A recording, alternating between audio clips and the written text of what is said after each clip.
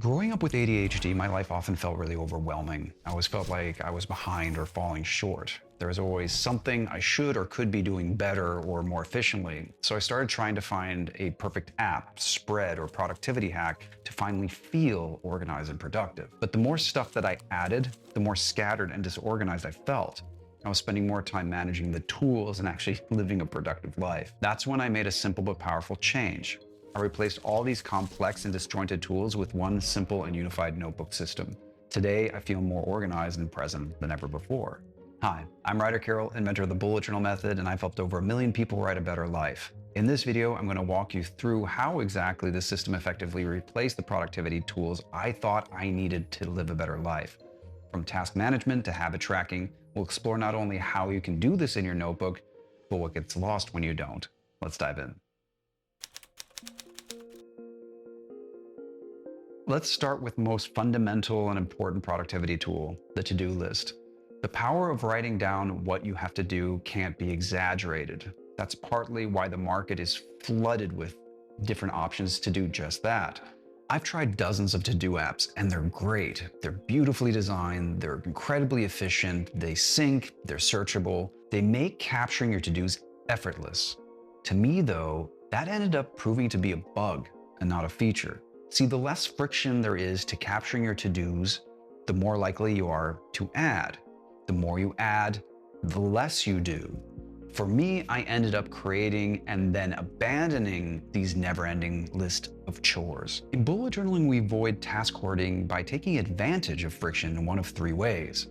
The first is by name. We don't call them tasks or to-dos, we call them actions. Why? Because a task list usually gets in the way of the life that you want. An action plan is the way to the life that you want. We create our future one action at a time. It's a tiny semantic moment of friction that can help us be more discerning, which brings us to the second way, writing by hand. No, it's not as fast as having your tasks auto-populate or typing them out like you can in other apps. That said, I found that bit of added daily effort in the short term often results in immense time savings in the long term. How? Well, if something isn't worth the moment of effort it takes to rewrite it or to write it down in the first place, it's probably not worth your time in general. That's really what sets this system apart. Rather than finding a way to hack our time to get more done, we want to focus on hacking down what we're doing to have more time for the few things that actually matter.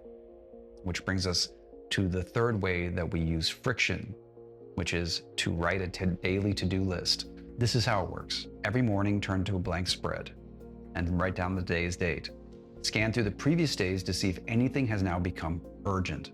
Then write down what you need to get done that day as clear, single sentences. Now, number the top 3 in order of importance. Really think about what is the one thing that would make today a success. That's what gets number 1. Everything else is a bonus. That's it. Digital calendars are another cornerstone of most people's productivity stack. I still use them all the time to block out and schedule things that I need to do. They're great because they're flexible and collaborative, but there is one core feature they often lack, and that has more to do with behavior. When we use our digital calendar, we usually plot out what we think will happen.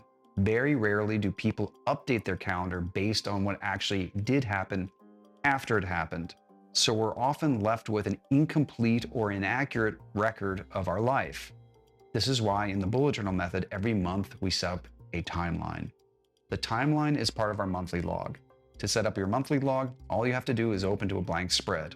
On the left-hand side, you put the month followed by the dates of the month, and then the first letter of all the days. That's it. This is your timeline. On the right-hand side, you'll create your action plan, listing all the things that you want to get done and act on this month. As opposed to a calendar that tracks what you thought would happen, the monthly timeline is a reflection of what actually did happen.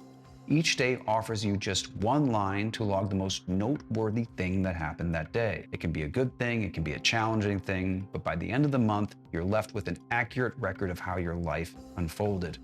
Our memories are terrible. It can be really illuminating to see an accurate representation of how your life unfolded over the last 30 days.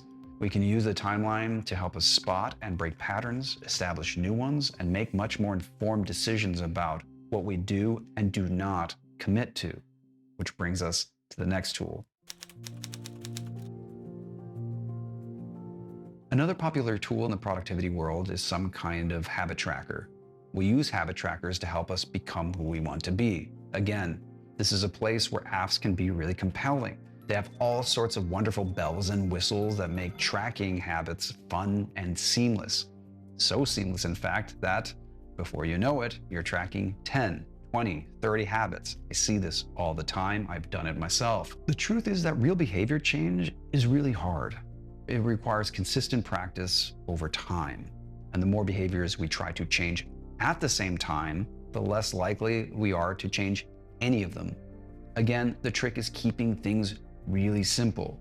In fact, it's setting the bar so low that you'll actually do it. The way that I do this is by limiting myself to no more than 3 small actions that I can commit to for at least 30 days, for a month. To make things even easier, I piggyback on that monthly log layout I just showed you before to track these new actions. Below the timeline, I write down the actions I'm tracking so I don't forget them later on.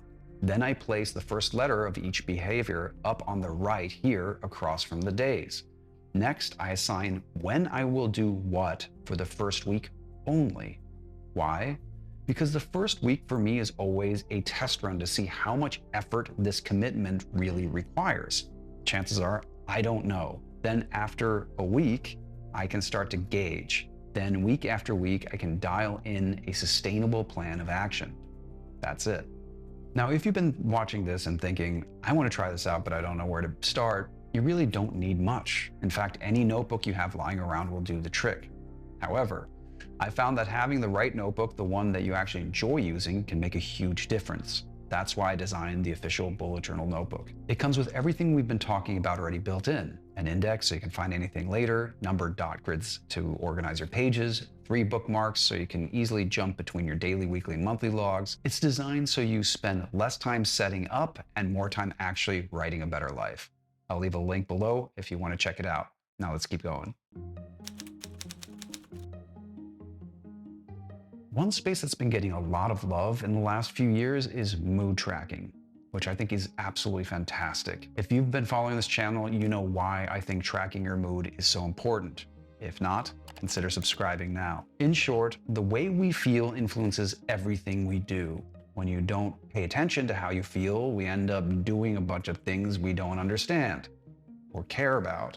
My challenge with a lot of these trackers is that they lack context. You simply tap when you felt something. That's super simple, but in this case, I think it might be a little bit too simple. For us to understand our mood, we need more context. What were you doing or focusing on when you felt this thing? What was happening not just that day, but that week or that month? Though some mood trackers do allow you to add that kind of context, it requires yet more energy we may not have, especially when we're feeling low. With Bujo, we don't have to do any of that. Remember that daily log we were talking about before? In addition to just our actions, we're also jotting down notes, which are our thoughts, events, and moods, which are our feelings, as they pop up throughout the day. All of this as single sentence journal entries. Over time, context is created organically as part of your practice. There's no need to add that context later.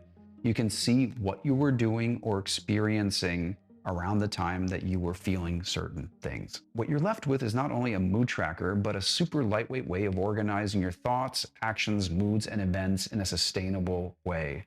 This is the foundation of a bullet journal practice. As you can see, this approach streamlines and unifies a lot of tools into one manageable system. Best of all, it reduces your screen time. Every minute you spend in your notebook is a minute you're not context switching between apps, not getting pulled into notifications, not falling down the next digital rabbit hole or doom scrolling.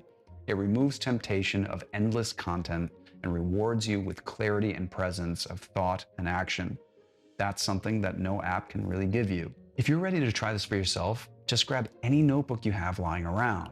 The tool doesn't matter so much as the practice. However, if you'd like to use the notebook that you've been seeing throughout this video, the one that I use, check out the official bullet journal notebook.